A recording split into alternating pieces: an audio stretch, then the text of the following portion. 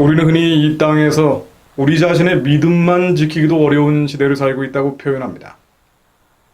현실을 피하고 싶을 때도 많죠. 또 다 접고 관망만, 지켜보고만 싶어질 때도 많습니다. 그러나 주님은 우리에게 이 땅에서 하나님이 시키신 일을 하라고 하십니다. 예수님은 그 예표를 보여주셨죠. 바로 주님 스스로 어떻게 우리가 살아야 할지를 보여주신 것입니다. 요한복음 6장 38절 말씀입니다. 내가 하늘에서 내려온 것은 내 뜻을 행하려 함이 아니요 나를 보내신 이의 뜻을 행하려 함이니라. 나를 보내신 이의 뜻, 하나님이 나를 이 땅에 보내신 그 목적을 이루기 위해 산다라고 하신 것입니다.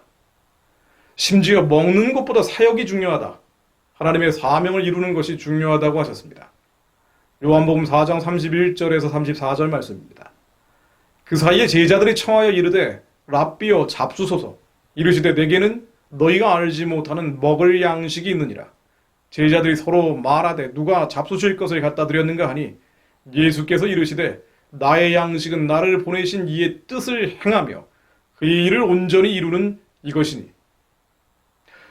예수님이 십자가에 달리시기 전에도 하나님이 시킨 일, 그 사명을 이루는 것이 얼마나 중요한지 강조하십니다. 요한복음 17장 4절 말씀입니다. 아버지께서 내게 하라고 주신 일을 내가 이루어 아버지를 이 세상에서 영화롭게 하였사오니 아버지여 창세전에 내가 아버지와 함께 가졌던 영화로서 지금도 아버지와 함께 나를 영화롭게 하옵소서. 마지막 때는 더욱 그렇죠. 더 하나님의 일을 감당하라고 하십니다. 예수님은 부활하신 뒤에도 때와 기한은 알 바가 아니라 하나님이 시킨 일, 제자 삼아 영혼을 구원하라는 명령을 내리십니다. 사도행전 1장 6, 8절로 저희가 모였을 때 예수께 묻자와 가로되 주께서 이스라엘 나라를 회복하심이 이때리이까 하니 마지막 때냐라고 제자들이 물어본 거죠. 이제 세상이 끝나는 것입니까? 그리고 이스라엘이 회복되는 것입니까? 라고 물어봅니다. 그랬더니 예수님이 대답하신 것이 바로 지상명령입니다.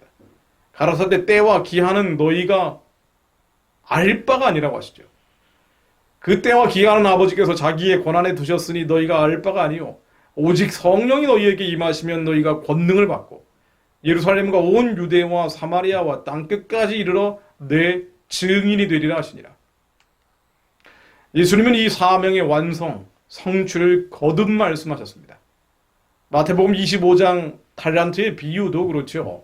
5달란트, 2달란트, 1달란트 가진 자 중에 1달란트 가진 자는 주님이 심지 않은 데서 거두고 해치지 않은 데서 모으는 줄을 내가 알았다면서 땅에다 달란트를 그냥 묻어놨다고 자랑을 합니다. 하나님 다 하실 수 있는데 모든 것을 나 같은 달란트 없는 타이런트, 재능 없는 사람을 시키지 않아도 다 하실 수 있는 분이니 나는 내 달란트를 그저 땅에 묻어놨다라고 하죠.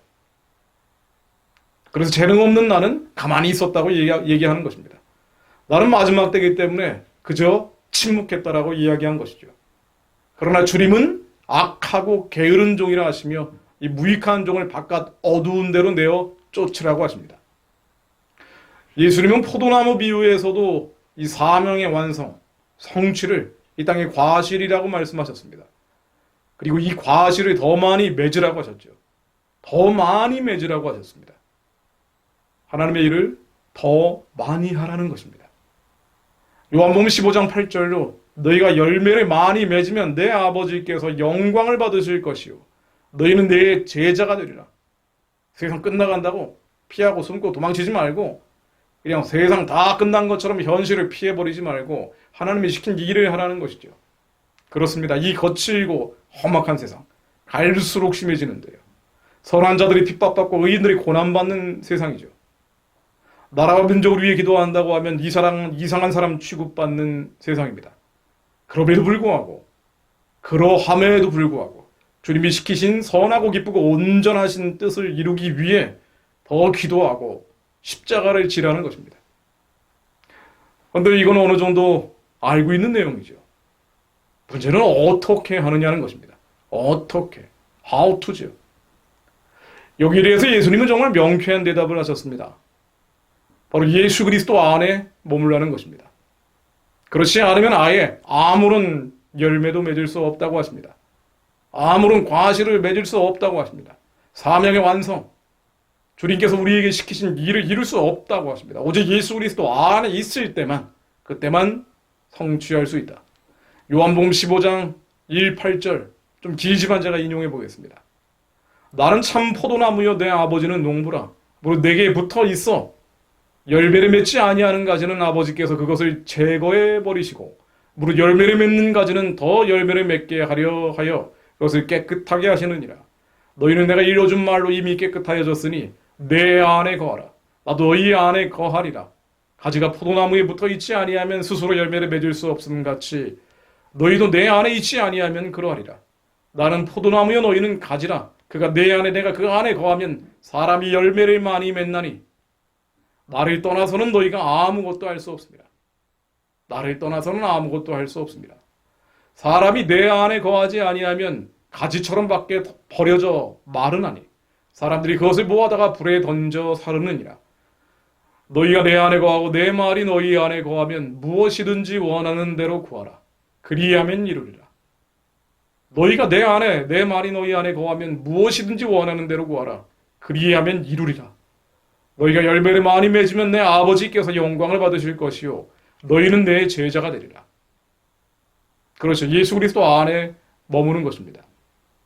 그런데요, 예수 그리스도 안에 머문다는 것은 또 무엇일까요? 그것은 사랑 안에 머무는 것입니다. 서로 사랑하라는 것이죠. 요한복음 15장에 이어지는 말씀입니다. 아버지께서 나를 사랑하신 것 같이 나도 너희를 사랑하였으니 나의 사랑 안에 거하라. 예수 그리스도 안에 머무는 것이 무엇인지 주님께서 말씀하시기를 나의 사랑 안에 거하는 것이다. 내가 아버지의 계명을 지켜 그의 사랑 안에 거하는 것 같이 너희도 내 계명을 지키면 내 사랑 안에 거하리라. 내가 이것을 너희에게 이름은 내 기쁨이 너희 안에 있어 너희 기쁨을 충만하게 하려 함이라. 내 계명은 곧 너희를 사랑한 것 같이 너희도 서로 사랑하라 하는 이것이니라. 사람이 친구를 위하여 자기 목숨을 버리면 이보다 더 큰 사랑이 없나니 너희는 내가 명하는 대로 행하면 곧 나의 친구라.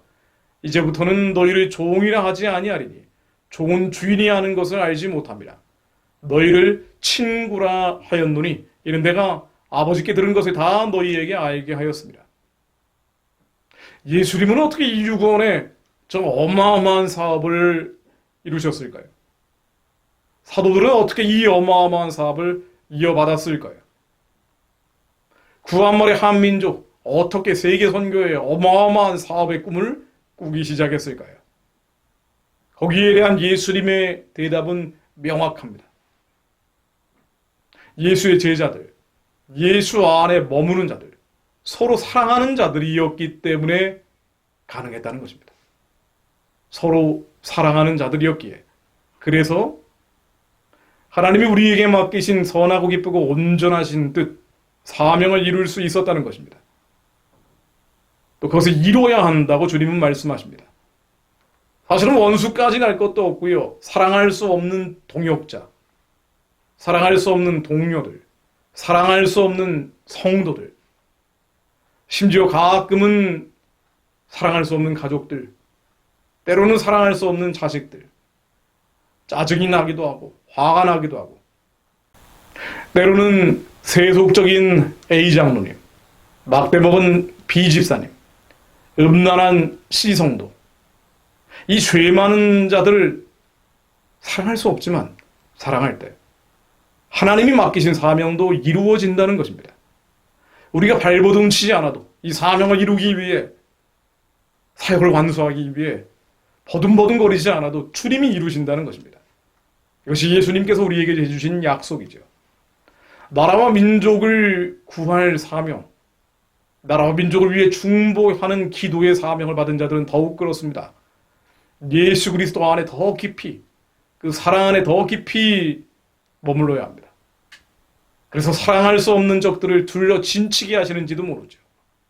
수많은 비난과 비방과 공격들 앞에 노출시키시는지도 모릅니다.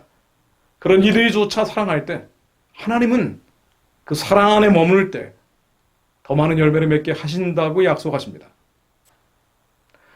우리가 흔히 애국 집회라고 말하는 행사들도 마찬가지입니다.